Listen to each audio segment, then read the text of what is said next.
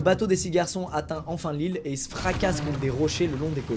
Vous vous en doutez, le choc est méga violent à tel point que tous les garçons sont couverts de bleu et de coupures. Nouveau problème immédiatement, l'endroit où ils atterrissent est une partie de l'île coupée du reste. Et en plus, pour quitter cette partie de l'île, ils sont baisés parce qu'elle est entourée de falaises infranchissables. Ils ont pas de chance, mais quand même ils perdent pas espoir et ils décident de se faire un abri dans une espèce de grotte. Et enfin une bonne nouvelle, ils trouvent de la nourriture, qu'est-ce que c'est? Des petites tortues. Et ils ont aussi l'idée d'aller chasser des oiseaux parce qu'il y a plein de nids d'oiseaux dans le creux des falaises. Alors ils ont de la nourriture, en revanche ils ont pas de quoi la cuire puisqu'ils ont plus le réchaud qui est tombé au milieu de l'océan. Du coup au repas pour le début de leur voyage, c'est carpaccio de tortue et en guise de boisson, ils boivent du sang de mouette. Alors rassurez-vous quand même, cette situation de merde ne va pas durer longtemps.